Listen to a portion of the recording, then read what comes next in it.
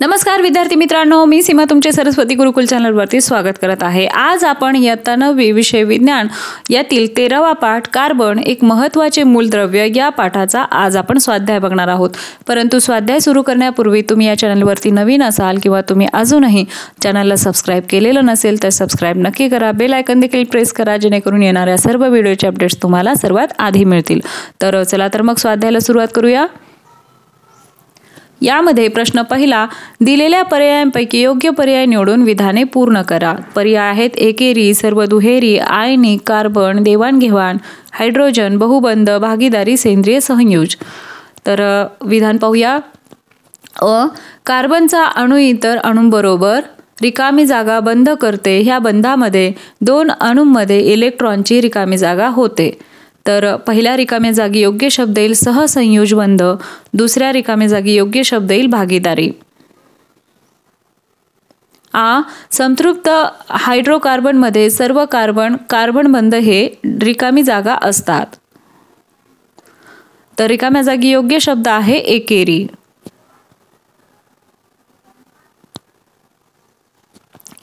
असंतृप्त हायड्रोकार्बनमध्ये किमान एक बंध हा रिकामी जागा असतो। रिकाम्या जागी योग्य शब्द आहे बहुबंध। सर्व सेंद्रिय पदार्थांमध्ये अत्यावश्यक असलेले मूलद्रव्य रिकामी जागा हे होय। रिकाम्या जागी योग्य शब्द येईल कार्बन। 3 हायड्रोजन हे मूलद्रव्य बहुतेक रिकामी जागा पदार्थांमध्ये असते। रिकाम्या जागी योग्य शब्द येईल सेंद्रिय। प्रश्न दुसरा, खालील प्रश्नांची उत्तरे लिहा। त्यामध्ये कार्बन व त्याच्या संयुगांचा इंधन म्हणून उपयोग का करतात? उत्तर आहे 1 बहुतेक कार्बनी संयुगे हवेतील ज्वलनानंतर भरपूर प्रमाणात प्रकाश व उष्णता देतात। 2 संतृप्त हायड्रोकार्बनचे पूर्णपणे ज्वलन होऊन CO2 म्हणजेच कार्बन डायऑक्साईड व H2O म्हणजेच पाणी तयार होते, तसेच धुराची निर्मिती होत नाही, म्हणून कार्बन व त्याच्या संयुगांचा इंधन म्हणून उपयोग केला जातो। पुढचा प्रश्न आहे कार्बन कोणकोणत्या संयुगांच्या स्वरूपात सापडतो? उत्तर आहे कार्बन खालील संयुगांच्या स्वरूपात सापडतो। 1 कार्बन डायऑक्साईडच्या स्वरूपात, तसेच कार्बोनेटच्या स्वरूपात, उदाहरणार्थ कॅल्शियम कार्बोनेट, मार्बल, कॅलमाइन म्हणजेच ZnCO3 इत्यादी। 2 जीवाश्म इंधने, दगडी कोळसा, पेट्रोलियम, नैसर्गिक वायू। 3 कार्बनी पोषक द्रव्ये, पिष्टमय पदार्थ, प्रथिने, मेद। 4 नैसर्गिक धागे, कापूस, लोकर, रेशीम। पुढचा प्रश्न आहे हिऱ्याचे उपयोग लिहा। उत्तर आहे 1 अलंकार तयार करण्यासाठी हिऱ्याचा उपयोग होतो। 2 डोळ्यांची शस्त्रक्रिया करण्याच्या उपकरणामध्ये हिऱ्याचा वापर करतात। 3 हिऱ्याच्या भुकटीचा वापर दुसऱ्या हिऱ्यांना चकाकी देण्यासाठी करतात। 4 काच कापण्याच्या व खडकाला छिद्र पाडण्याच्या उपकरणात हिरे वापरतात। 5 हिऱ्याचा उपयोग अवकाशात व कृत्रिम उपग्रहामध्ये प्रारणापासून संरक्षण देणाऱ्या खिडक्या तयार करण्यासाठी करतात। प्रश्न तिसरा, फरक स्पष्ट करा। त्यामध्ये हिरा व ग्रॅफाइट। उत्तर आहे 1 हिऱ्यात मुक्त इलेक्ट्रॉन नसतात, म्हणून हिरा विद्युत दुर्वाहक आहे। तर ग्रॅफाइटमध्ये मुक्त इलेक्ट्रॉन असतात, म्हणून ग्रॅफाइट विद्युत सुवाहक आहे। 2 हिरा हा तेजस्वी, कठीण, स्फटिक पदार्थ आहे। तर ग्रॅफाइट हा मऊ, काळा आणि ठिसूळ स्फटिक पदार्थ आहे। 3 हिऱ्यातील प्रत्येक कार्बन अणू हा शेजारील 4 कार्बन अणू सहसंयोज बंधनाने बांधलेला असतो। तर ग्रॅफाइटमधील प्रत्येक कार्बन अणू हा शेजारील 3 कार्बन अणूंशी सहसंयोज बंधनाने बांधलेला असतो। 4 हिरा चतुष्कोणातील त्रिमितीय रचना असून हा टणक असतो। तर ग्रॅफाइट प्रतलीय षटकोनी रचना असते।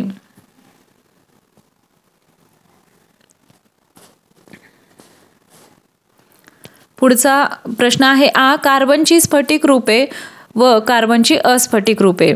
यातील फरक पाहूया। 1 स्फटिक रूपात कार्बन अणूंची रचना निश्चित व नियमित असते, तर अस्फटिक रूपात कार्बन अणूंची रचना ही नियमित नसते। 2 कार्बन स्फटिक रूपाची निश्चित स्वरूपाची भौमितिक रचना, तीक्ष्ण कडा व सपाट पृष्ठभाग असतात, तर यांना निश्चित भौमितिक आकार नसतो। 3 यांचे द्रवणांक व उत्कलनांक उच्च व ठराविक आहेत। तर अस्फटिक कार्बनची अतिशय उच्च व तापमानाला हे वितळतात। 4 हिरा, ग्रॅफाइट, फुलरीन ही कार्बनची स्फटिकी अपरूपे आहेत। तर दगडी कोळसा, कोक, चारकोल ही कार्बनची अस्फटिकी अपरूपे आहेत।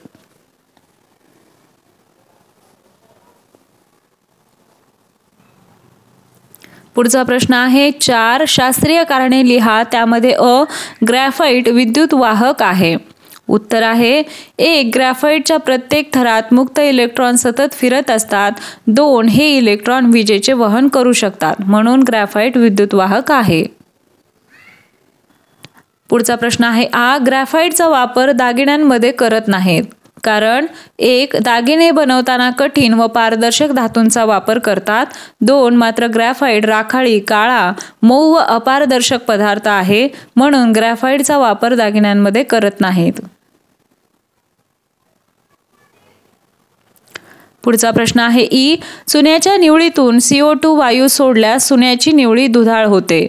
उत्तर आहे चुन्याच्या निवळीतून CO2 कार्बन डायऑक्साईड वायू सोडल्यास अद्रावणीय असा पांढऱ्या रंगाचा कॅल्शियम कार्बोनेटचा म्हणजे CaCO3 अवक्षेप तयार होतो, यामुळे चुन्याची निवळी दुधाळ होते। पुढचा प्रश्न आहे ई बायोगॅस हे पर्यावरण स्नेही इंधन आहे। उत्तर आहे 1 सेंद्रिय कचऱ्यापासून बायोगॅसची निर्मिती होत तो एक नवीकरणीय ऊर्जा स्रोत समजला जातो। 2 बायोगॅस ज्वलनामुळे कोणत्याही प्रकारचा स्थायू कचरा शिल्लक राहत नाही। 3 बायोगॅस संयंत्रातून जीवाश्म इंधनाच्या तुलनेत फारच थोड्या प्रमाणात CO2 चे उत्सर्जन वातावरणात होते, म्हणून बायोगॅस हे पर्यावरण स्नेही इंधन आहे। प्रश्न 5 स्पष्ट करा, त्यामध्ये अ हिरा, ग्रॅफाइट व फुलरीन ही कार्बनची स्फटिकी रूपे आहेत। उत्तर आहे 1 हिऱ्यात प्रत्येक कार्बन अणू हा शेजारील 4 कार्बन अणूंशी सहसंयोज बंधाने बांधलेला असतो, त्यामुळे तो टणक व चतुष्कोणातील त्रिमितीय रचना देतो। 2 ग्रॅफाइटमध्ये प्रत्येक कार्बन अणू इतर 3 कार्बन अणूंसोबत अशा प्रकारे बंधित असतो की त्यामुळे त्याची प्रतलीय षटकोनी रचना तयार होते। 3 फुलरीनचे रेणू बकीबॉल व बकी ट्यूब ह्या स्वरूपात आढळतात। एका फुलरीनच्या रेणूत साधारणतः 30 ते 900 कार्बन अणू असतात, म्हणजेच हिरा, ग्रॅफाइट व फुलरीन यांच्या अणूंची रचना नियमित आणि निश्चित असल्याने ही कार्बनची स्फटिकी रूपे आहेत। पुढचा प्रश्न आहे आ मिथेनला मार्श गॅस म्हणतात। उत्तर आहे 1 दलदलीच्या ठिकाणी पालापाचोळा किंवा ओला कचरा यांचे नैसर्गिकपणे विनॉक्सी जीवाणूंमार्फत विघटन होऊन मिथेन वायू तयार होतो। 2 अशा प्रकारे दलदलीच्या पृष्ठभागावर मिथेन वायू आढळत असल्याने त्याला मार्श गॅस असेही म्हणतात। पुढचा प्रश्न आहे ई पेट्रोल, डिझेल, दगडी कोळसा ही जीवाश्म इंधने आहेत। उत्तर आहे 1 लाखो वर्षापूर्वी जमिनीखाली गाडल्या गेलेल्या वनस्पती व प्राणी यांच्यापासून जीवाश्म इंधने तयार होतात। 2 पृथ्वीच्या अंतर्गत भागात गाडले गेलेल्या अवशेषांमध्ये तापमान व भूकवचाचा दाब यांच्यामुळे कालांतराने बदल घडून येतो आणि त्यांच्यापासून कोळसा, खनिज तेल, पेट्रोल, डिझेल आणि नैसर्गिक वायू तयार होतात, म्हणून पेट्रोल, डिझेल, कोळसा ही जीवाश्म इंधने आहेत। पुढचा प्रश्न आहे ई कार्बनच्या विविध अपरूपांचे उपयोग। उत्तर आहे कार्बनच्या विविध अपरूपांचे उपयोग 1 हिऱ्याचे उपयोग, त्यामध्ये 1 अलंकार तयार करण्यासाठी हिऱ्याचा उपयोग होतो। 2 हिऱ्याच्या भुकटीचा वापर दुसऱ्या हिऱ्यांना चकाकी देण्यासाठी करतात। 3 डोळ्यांची शस्त्रक्रिया करण्याच्या उपकरणांमध्ये हिऱ्याचा वापर करतात। 4 काच कापण्याच्या व खडकाला छिद्र पाडण्याच्या उपकरणात हिरे वापरतात। 2 दगडी कोळशाचे उपयोग, त्यामध्ये 1 कारखान्यात इंधन म्हणून दगडी कोळशाचा वापर करतात। 2 कोक, कोल गॅस व कोल टार म्हणजेच डांबर मिळवण्यासाठी वापरला जातो। 3 औष्णिक विद्युत केंद्रात विद्युत निर्मिती करण्यासाठी इंधन म्हणून दगडी कोळसा वापरतात। 3 ग्रॅफाइटचे उपयोग, 1 कार्बन इलेक्ट्रोड तयार करण्यासाठी ग्रॅफाइटचा वापर करतात। 2 लिहिण्याच्या पेन्सिलमध्ये ग्रॅफाइटचा वापर केला जातो। 3 रंग, पॉलिश यांच्यातही ग्रॅफाइटचा वापर करतात। 4 ग्रॅफाइटचा उपयोग वंगण तयार करण्यासाठी करतात। 4. कोकचे उपयोग. 1. घरगुती इंधन म्हणून कोकचा वापर केला जातो. 2. क्षपणकारक म्हणून कोकचा उपयोग करतात. 3. वॉटर गॅस व प्रोड्युसर गॅसच्या निर्मितीत कोकचा उपयोग करतात. 5. फुलरिनचे उपयोग. 1. फुलरिनचा उपयोग विसंवाहक म्हणून करतात. 2. जलशुद्धीकरणात फुलरिनचा उत्प्रेरक म्हणून वापर करतात. 3. एका ठराविक तापमानाला फुलरिन अतिवाहकता हा गुणधर्म दाखवतो.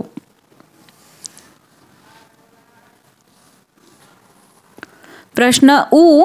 अग्निशामक यंत्रात CO2 वायूचा उपयोग. उत्तर आहे 1. CO2 म्हणजेच कार्बन डायऑक्साईड वायू ज्वलनशील नाही व ज्वलनास मदतही करत नाही, तसेच तो बिनविषारी वायू आहे.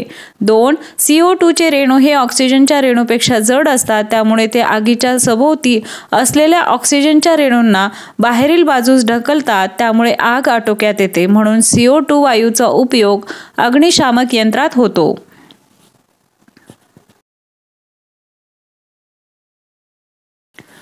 उ. CO2चे व्यावहारिक उपयोग. उत्तर आहे 1. CO2चा उपयोग फसफसणारी शीतपेय तयार करण्यासाठी होतो. 2. स्थायू कार्बन डायऑक्साईडचा उपयोग शीतकपाटात पदार्थ थंड करण्यासाठी तसेच सिनेमा नाटकामध्ये धुक्यासारखे परिणाम मिळवण्यासाठी करतात. 3. दाबाखाली ठेवलेल्या CO2चा उपयोग अग्निशामक यंत्रात करतात. 4. द्रवरूप CO2चा उपयोग द्रावक म्हणून अत्याधुनिक अशा पर्यावरणपूरक ड्रायक्लिनिंगमध्ये केला जातो. 5. कॉफीमधील कॅफीन काढून टाकण्यासाठी द्रवरूप CO2 वापरतात.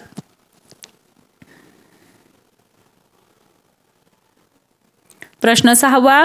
प्रत्येकी 2 भौतिक गुणधर्म लिहा. अ. हिरा.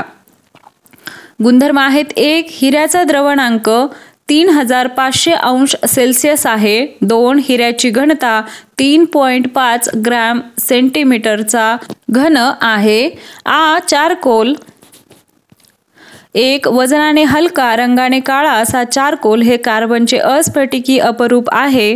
2. चारकोल उष्णता व विद्युत दुर्वाहक आहे. ई. कार्बनचे स्फटिक रूप. 1. कार्बनच्या स्फटिक रूपात कार्बन अणूची रचना निश्चित व नियमित असते. 2. यांचे द्रवणांक व उत्कलनांक उच्च व ठराविक आहेत. प्रश्न 7. खालील रासायनिक अभिक्रिया पूर्ण करा. त्यामध्ये 1. CH4 + 2O2 CO2 + 2H2O + उष्णता. 2. CH4 + Cl2 प्रकाश CH3Cl + HCl. 3. 2NaOH + CO2 Na2CO3 + H2O. प्रश्न 8. खालील प्रश्नांची उत्तरे विस्तृत स्वरूपात लिहा. त्यामध्ये अ. कोळशाचे प्रकार सांगून त्यांचे उपयोग लिहा. उत्तर आहे कार्बनच्या प्रमाणानुसार कोळशाचे 4 प्रकार आहेत. त्यामध्ये 1. कोळसा तयार होतानाची पहिली पायरी म्हणजे पीठ होय. 2. हा तपकिरी रंगाचा अंशतः विघटन झालेला सेंद्रिय पदार्थ आहे.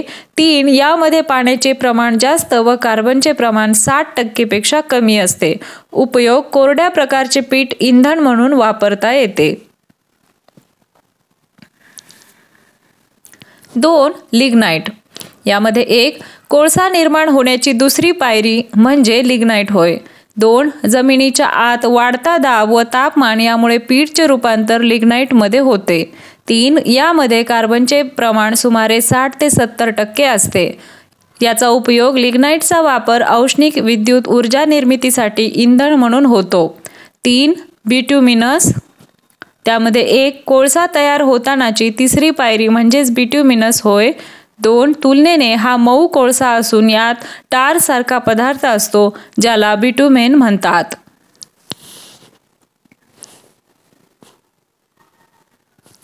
3. सामान्यतः लिग्नाइटवर उच्च दाब दिल्यानंतर बिटुमिनस कोळसा तयार होतो.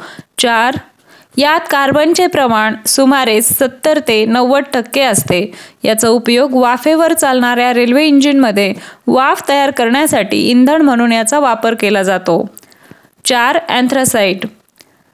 1 हा कठीण, भरीव व शुद्ध स्वरूपाचा कोळसा आहे.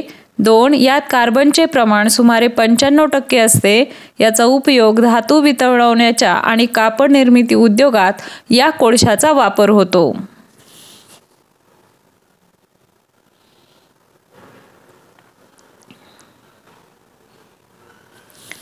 पुढचा प्रश्न आहे ग्रॅफाइट विद्युत वाहक असते हे एका छोट्या प्रयोगाने कसे सिद्ध कराल? तर याची आकृती आपल्याला पाठ्यपुस्तकामध्ये दिलेली आहे.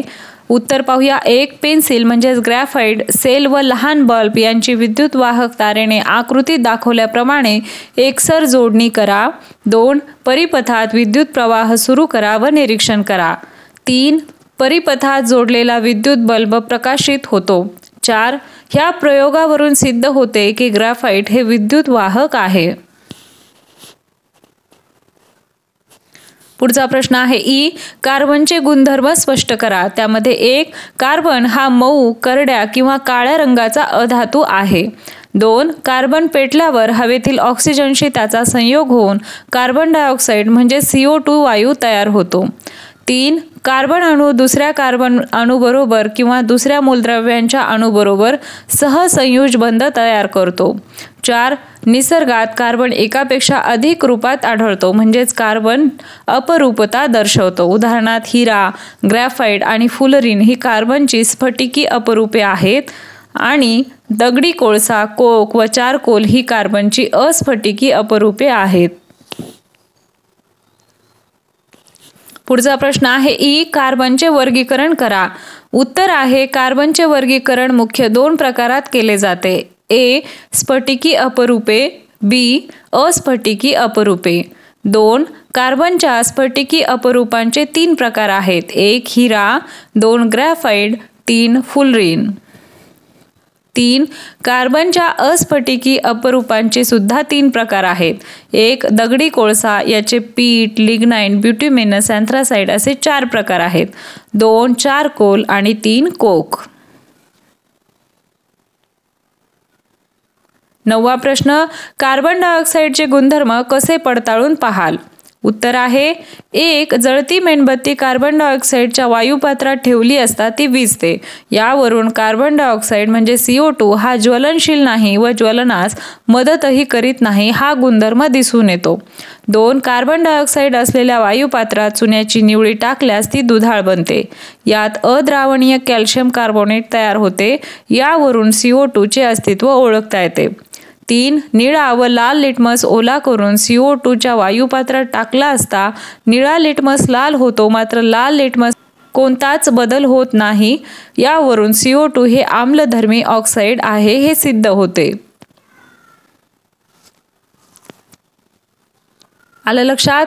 आशा आहे तुम्हाला सर्व प्रश्नांची उत्तरे समजली असतील. हा व्हिडिओ तुम्हाला कसा वाटला ते कमेंट करून नक्की सांगा. व्हिडिओ आवडला असेल तर व्हिडिओला लाईक करा, तुमच्या मित्रांना हा व्हिडिओ शेअर करा आणि सर्वात महत्त्वाचं म्हणजे चॅनलला सबस्क्राईब करा. आपल्या चॅनलवरती सर्व विषयांच्या स्वाध्यायाच्या व्हिडिओसोबतच विविध विषयांची भाषणे, निबंध लेखन, पत्रलेखन, आर्ट अँड क्राफ्ट या सर्वांचे व्हिडिओ चॅनलवरती अवेलेबल आहेत. तेही चेक करा, तेही तुम्हाला नक्कीच आवडतील.